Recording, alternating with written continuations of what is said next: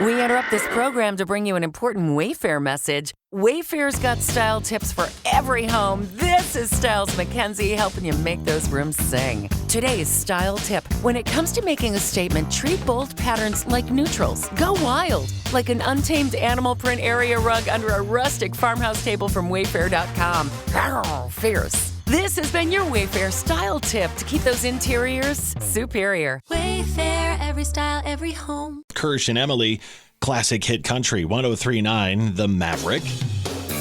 Good morning. Hello.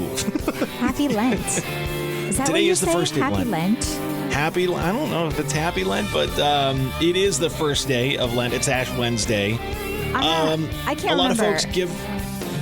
Can't remember? No, I can't remember. Are you Catholic? I was raised Catholic, but I don't practice, I'm not a practicing Catholic. Okay, because I know some people who aren't Catholic, but they still participate in Lent. So that was going to be It's not just a Catholic thing, though. It's like true. there's a lot of other, Lutherans and... That's true. Methodists and a lot of United Protestants celebrate Lent. So it's not just a Catholic thing. But do you give something up for Lent? I try to. What are you giving up this year? I'm going to give up fighting back with you. I think that's a great sacrifice I'd love to make. This is going to be a glorious lead up to Easter this year. Honestly, I'm going to try to declutter and donate things. I was thinking like 40 things, something a day or something like that. Oh, okay. Also, I thought about, not spending money, but that's going to be really hard because I have a child. So yeah, giving up spending money is going to be tough. It's kind of how society's built. Yes, I know. But, like things I don't need. But then again, sometimes I just look at him and I go, no, you need that. Even as, somebody who doesn't practice regularly, I will say this, this time of year comes around, it's kind of like, we talked about how I don't make New Year's resolutions because it would be breaking my original New Year's resolution. Years ago, I made a New Year's resolution to never make New Year's resolutions again. So if I make one, it's breaking my resolution. It's great. So I found the loophole. This is kind of another way for me to say, hey, you know what? Let's just think about some things. Maybe I make a change moving forward. Yeah, it's like a redo, sort of thing. Right? Yeah. You just made fun of me the other day because I said it's about time I start those New Year's promises. And this is like a redo. Redo for, 40 days? Yeah. I mean, I hope to keep the habit going. A lot of people say they give up social media. I've seen a lot of friends of mine saying they're doing that. One of she's now my cousin. She does that every year and is great at it. I cannot do that. I know my weaknesses and also work here, So, what? You just said something that really confused me. One of my friends who is now my cousin. Yes, she was like, she got married to my cousin. So doesn't that make her my cousin? Or no? No? I think it does. I think that makes her my cousin now. No, I don't think that's how that works. She married my cousin. Isn't that how that works? Cousin by marriage. What state did you grow up in? No, I know. I just consider her family, so that's why it just makes it easier. Okay, whatever, Kirsch. We're 6:31 on Wednesday. Wednesday. Hey, when you were in high school, I think about this when I was in high school and in college. No, Kirsch, I was not a cool kid, if that's what you're going to ask. No. I'm not worried about that. Choosing classes.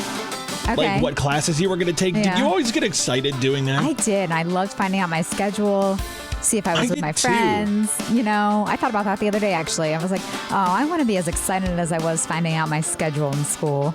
The worst was, I still remember there was in college the one time I scheduled classes and I was like, you know what, I'm going to line myself up for a pretty easy semester. And I took all these classes that I thought were going to be cakewalks, and then they turned out to be the hardest things I've ever done in my life. I'm not shocked by that, but did you learn something? That's what's important, Kirsch. No, I learned not to ever do that again. That's what I learned. Okay.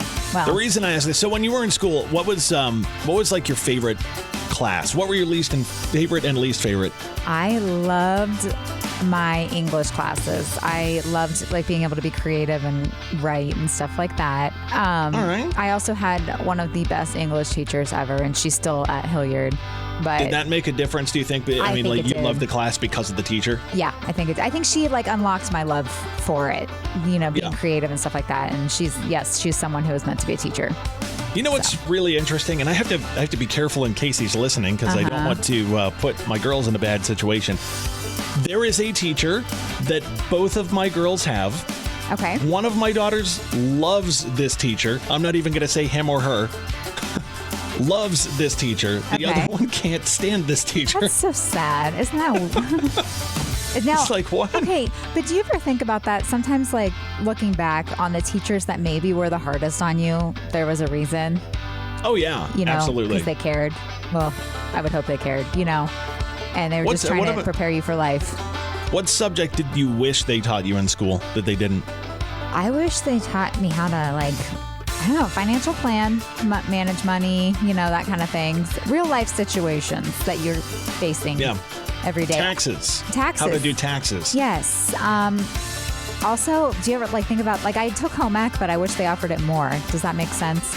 Wait, what do they call that? Is it not home ec anymore? No, it's not home ec. It is. By the way, I feel like my child was a lot less stressful than taking home that baby doll. Did you ever have to do that? Yeah. No, I never had to do that. Oh, you know what? The cooking side of things in my girls' school is called Global Gourmet. Oh, I like that name so much better, actually. I'm not going to lie to you. Global Gourmet. That sounds fun. Emily, it's coming back. You know what subject is coming back in schools, they're saying? What? Shop class. Wait, that went away? Apparently it did. Did you take... I did take shop. Can you imagine me in shop class? Well, that's what I was going to say. This had to be funny. Taking a little trip back to the olden days when you were part of the Hilliard City School District. Yes, I built myself a toolbox that I pretty sure my mom has, and it's not used for tools.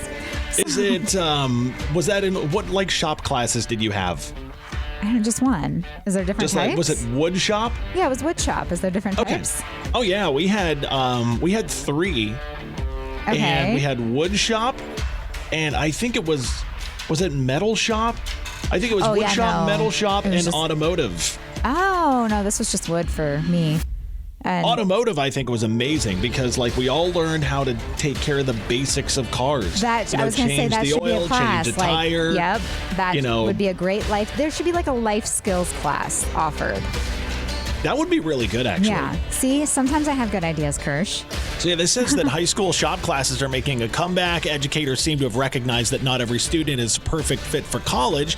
So, they've set up classes such as woodworking, welding, automotive repair, which can lead to good-paying jobs. I like that. The future...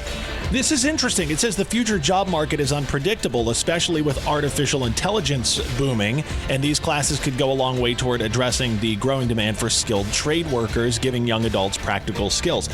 Why did they go away in the first place? In our school district, I know they partner with DACC, the Delaware Area Career Center, and you can, go there to learn trades, plumbing and electrical and that kind of stuff.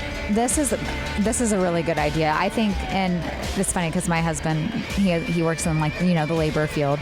I don't know. And it's a struggle finding people. It is. And I feel like this is perfect if, partnering and kind of giving people those sources of labor jobs if you don't want to go to college and stuff like that. I think you're absolutely right. So they're bringing shop class back to high school, they say. So I think it's a good thing. I didn't know it went away, but yes, that's a great thing. These are some of the best jobs out there, too, because they're in demand and there are not enough people to fill them. And I don't know. I just feel like there might be something that fulfills you when you put something together or make something like that. It's one of my favorite things in the world. Like when I start something and I can look at it when I'm done and be like, yep, I did that. Yep. Or, you hire someone to do it, which, How fast do you grab for your phone in the morning? What do you wake up? There you go. Oh, there you go. Shop class making a comeback. That. I really do. From the time your eyes open until the time your phone is in your hand, how much time goes by? My phone is the alarm. So I hit it, and I need to really go old school and get an alarm clock. But I don't know. I would say, no, maybe 5 to 10 minutes. It's still too fast for me. Okay. I need to work on that. Well, I'm the same way. My phone's my alarm. Yeah. Right. But we get up pretty early. So, I usually shut it off very quickly and get out of bed pretty fast because I don't want Mrs. Kirsch to be bothered and everything else. Yeah, I do that with my husband as well. But There's a thing that says experts say the number one way to ruin your day is to grab your phone right away. Most people start on social media right away. I'm and this laughing because study I can see that, yes. Yeah, right? Like, okay, I'm awake. Let me grab my phone. And the notifications are what gets you, right? Yes. It's like, oh, let's see what this is. Let's see what that is. Most people start on social media, and this study found that most social media posts these days trigger some sort of stress, which I agree with. I agree with that. Like, it's just scrolling, it can make you in a whole mood. And It can. I've done it. I've been in a bad mood just scrolling or responding to a text that wasn't happy. Doom scrolling. Doom scrolling. Yes, that's the word. Saying yes. Here's the question, especially after last night. Why do some people find it necessary to talk politics on social media? I don't and, know. And I'm not only snoozing so talk many politics, but do it in like such a snarky, backhanded way. And I stuff want like that. pictures of puppies and like, you know, my friend doing something great kind of, you know, or their kids, stuff like that. Stuff that makes me happy. No one has ever scrolled through Facebook, let's say, and been like, I have been a Democrat my whole life, but somebody posted this and now I'm a Republican. Exactly. Or vice versa, right? You know what? No one has ever done that, ever. You know where that doesn't happen? Pinterest. It's a great place. It's a safe space. Don't ruin Pinterest. It doesn't. Yeah, exactly. My Pinterest sure is it's full of buried in there somewhere. useful life tips and, you know, happiness. So, and ideas I on were how to spend money I don't have. You know, on dream homes. If I were president, I'd make it a rule that you couldn't post about politics on Facebook. Well, that's sort of a free speech thing. Yeah. I shouldn't do I that. feel like that was tried or something. Yeah. You're giving dictator vibes right now, Kirsch. Whoops. I think it would make the world a happier place. Yeah, it would. You're right. But, you know, we can't do that. So just go to Pinterest, everyone. There's happiness in houses that you can't afford. Please share this with us. So I need to know if you have ever had this happen to you. One reason I guess many adults are not getting the job today is because 1 in 5 employees. If you're running a retail business, don't let disorganized order fulfillment cause chaos. Use ShipStation instead. From running a business out of your garage to multiple warehouses, ShipStation is ideal for every phase of your growth. Save time with one login for all your stores and by automating tasks. Plus, you'll get the best shipping rates from global carriers. Calm the chaos with the shipping software that delivers. Start a free trial at shipstation.com/audio. That's shipstation.com/audio. I've seen someone who is Gen Z bringing a parent to a job interview. Bringing their mom or dad To a job interview. Can you, like, what's wrong with that? If I asked my mom to go to a job interview with me, she would laugh and tell me she did something wrong, clearly. I'll tell you right now, if I took my mom to a job my interview, gosh. it would be guaranteed that I would not get the job. They'd be like, whoa. I would pay to see that. No, Actually, you know what? She's fun. Yeah, I cannot imagine. Have you ever seen something like that? Or anyone who's a hiring manager, have you ever seen something like that? That's crazy. What would your reaction be? That's a really good question. Like, has anybody? This says 1 in 5 employers have seen this happen. So it's happening 20% of the time. 20% of Gen Z What would your interviewers. reaction be? Like, honestly.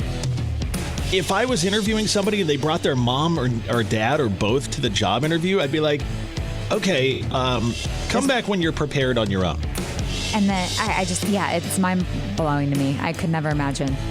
What's wrong with the parents? Like, I know, really though. I mean, seriously, I can't imagine how a parent is just okay with that. Like, do you not think you failed? I don't know. Is that too harsh? Here's what I want to do. If you've got a Gen Z son or daughter who is interviewing for a job, I won't drop names on air or anything like that. I just want to see if anyone listening has ever accompanied their son or daughter to a job And if interview you have, outside of maybe why? driving them because their car was broken down or I kind of want to know why. Like, maybe there's something I don't know that I'm missing. I don't know. I promise you we won't shame you or anything like that. We're not going to put that on air, but I just want to see if anyone has done this. What? I know. I just can't imagine. Actually, you know what? I would probably get the job if my mother came, but I would never bring her. I could see your mom showing up. She would show up with like snacks, I know, and stuff like that. Be like, all right, we're gonna hook you up with She would some tell all of my charcuterie." faults too. Don't worry. what I Oh, need yeah, to she improve would. on. I mean, that's what moms are there for, right? Yes. 991039. Text us if you've ever experienced that as an employer or an interviewer, or if you're a parent who is taking your kid to that job interview. You ready to take this test, Emily? This ugly test? Yes. Yes, I am. Hold on. Wait. Ugly. You know what this song reminds me of? What? Lizzie McGuire. What does it remind you Okay. of? What is that actually It from? doesn't remind me of anything. I don't know where that's actually from. It's from somewhere, though. The reason we bring this up, there's a skincare line that came out with this aging jobs calculator, which says it helps you figure out how much your job is aging you and how ugly your job is making you. All right, Kirsch, how much are you aging me and how ugly are right. you making me? Oh, okay. So let's just take this test online. Here's what they say. Different stressors of the day and things like that will lead to aging and maybe not looking your best. And they have a scale that says if you are between 0 and 40 points that they give you, Okay. your job is aging you and you're not doing well. 40 to 80 is kind of the average, like, hey, average aging. And 80 to 100 is you're looking good, and here we go. So let's take the test. It's a couple of questions. You ready? Yes. So number one on here, just answer these, and I'm going to put your answers in and see what it says. Okay. Question one, how many hours do you spend sitting down on your job? Oh, altogether, I'm going to say at least, I'm going to say 8. 8 hours Yeah, sitting? because I work 2 Okay. jobs, so yeah, I'm There's counting both. 8 Yeah. sitting. Okay. Do your shifts vary, or do you work regular hours? No, they vary. Okay. Do you predominantly work in a day or night shift, or early morning or late evening? Oh, I had early morning, obviously, for this one. Okay. Yeah. Look at that. Do you work indoors or outdoors? Indoors. Oh, man. I'm going to be ugly. I can feel it. How many hours a week do you work on average? I want to say like 40 or more. You want to say 40 to 44? Yeah. Or 45 to 49? 40 to 44. Okay, we'll hit that. How would you describe your stress levels at work? Low, average, or high? Average. Average. Do you have to be available out of normal hours at your job? Occasionally, never, or most of the time? Occasionally. Okay. 2, 3 more questions. Do you ever work with harsh chemicals in your Nope. job? Do you perform heavy lifting or repetitive physical tasks at work? No. And last question, how many hours do you spend looking at a computer screen on your job? Is all of the hours an So answer? 8 hours? Yeah. Okay, I'll go 8 on this one. Get results. Remember, 0 to 40 is your job is making you ugly, is what this is saying. Because my answers are very similar to yours. 40 to 80 is average, and 80 Okay. to 100. So Okay, am get I results. ugly? Here we go. Get results. Oh, 40 to 60. Okay. Moderate aging. Well, You're- I'll take it, Kirsch. Working too many hours can lead to stress, burnout, Yeah. daytime fatigue. Let's Yeah, see. yeah. Your sleep quality could be affected by your Yeah. long shifts and weird work patterns. There you go. Okay, so Well, you know what matters? I'm happy. How you doing this morning, Al? I am good. How are you? It's Wednesday. It's 55. Yes, so we're It might good. snow later tonight. Well, that's not good, so never mind. I know. Sorry to bring that up. By the way, I forgot to tell you, and I know you were right about this, but when I was in Nashville a couple weeks ago, you know how it snowed a lot? It didn't snow a lot, sorry. It snowed Right. an inch, a dusting, as we call it here in Ohio. Shut the place down. Yes, Let me guess. I had the news on. I was like, wow, I looked like you guys can walk in this. And it's amazing how everything was shut down for the rest of the week. Gives you some perspective on how well ODOT actually does with Yes. pre-treating and all that, how much of a Yes. difference that makes. Because it was literally a dusting. So, yeah, it shuts everything down So there. I'm sure the snow will be fine. I did something last night that is one of my favorite things that I do once a year. Okay. And it has to do with one of my absolute favorite teacher friends. She's a math teacher in Westerville. And Okay. every year she has a project with her students that she involves soccer parents with. So last night we had soccer practice. We dropped all the kids off. And then we may have gone to Standardized Brewing in Lewis Center. May have, yes, got it. Enjoyed a cold beverage. and helped her with this math project that she has her students do. What they do is they have to design a logo, right, for a company, a made-up company. But then they have to write out instructions on how to then draw the logo. And she gives us all, a compass and a ruler and graph paper and all this kind of stuff. And we have to follow the directions of the students, right? And see how close we can get to what they actually designed. So she'll show us what their design afterwards, after we draw what the students told us to draw. And it turns out to be one of my favorite things because it's a bunch of adults sitting around having ice cold beer, drawing and coloring. You're really just an inner child, and I love it. Well, here's what's cool about it. Like, as a kid, teachers, you think they're just kind of going home, they're grading your projects. But what's really funny, the one that I got, the student had actually put on there, the kids know that the soccer parents are the ones she's recruiting to do this. So mine actually said, "Hello, soccer parent. Thanks for taking part in this," on the instructions that he gave me to draw this logo. Oh, I love that. And at the end, it said, "Please, please, please do well on this. It's my grade." Oh, did you do well? I nailed it, actually. Okay, he did really well with his instructions. I like creative projects like that. Those are the ones you remember. Right, exactly. Yeah.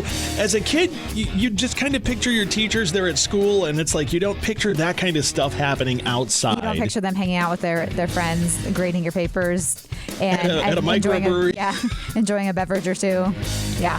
Oh, it was great. She enticed us with that. She's like, "Hey, if you come help with the logo project, first round of beers are on me." I'm like, "I'm in. I love it. Let's go." So there you go. Why don't any of my teacher friends ask me to do fun things like that? Get them involved. Be like, "Hey, how can I help?" Is that? Yeah, that's true. I guess I have to word that properly. What can I help with that I would enjoy?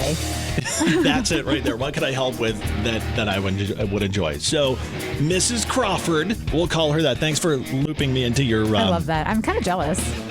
I want to invite her next year. You can come help next year. She has probably more of them to do this year if you want to do them. Classic hit country 103.9 The Maverick with Kirsch and Emyle. You heard of him before? Just a little bit. A couple of times? Just a few times. Not much, there you right? Go. Yeah. We're at 8:33, 55 now. We're going to see some snow over later tonight. So just be ready for temps to fall. Oh, Ohio.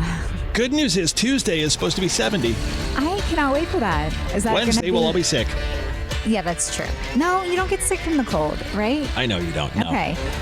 Okay. Don't do that. Okay. Yes. So we're not talking politics, I promise. But I had to share this morning. No, we don't have to share this. No, I thought it was actually funny because you and I look at the world so differently. We get along so well, but we operate in such different ways. The State of the Union last night.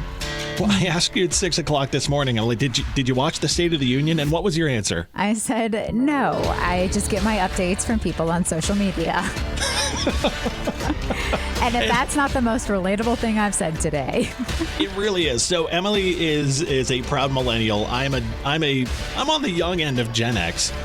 But it's so funny because I want it straight from the horse's mouth, right? Yeah. I don't care who is president. I don't care what political party they're a part of. I watch it every single time. But what's really funny about it, Mrs. Kirsch makes me go watch it somewhere else. I'm not allowed to watch it in the living room. I understand that because she probably wants a break from reality, right? She says, I don't want to hear. You know what annoys her about the State of the Union every time is the president speaks and then everybody claps for like 3 minutes and then they say 3 more words and everybody, half the room claps for 3 minutes. She's like, I just don't like all the clapping. It's a long time to clap. She's not wrong. It is a long time to clap. I can't imagine clapping that long. But honestly. I love the fact that you're like, I'll get my updates from social media. I get them from both sides, and then I go, oh, I didn't even know that was on. Do you think that's the problem with Yes, absolutely. I am the problem, and that is a problem. Yes, okay. 100%. I will own that. Yes. Like, seriously. But I mean, I just also, I don't know, I didn't know it was on. I was probably in bed by the time it was on. It was on at 9 o'clock. Yeah, I was definitely asleep by then.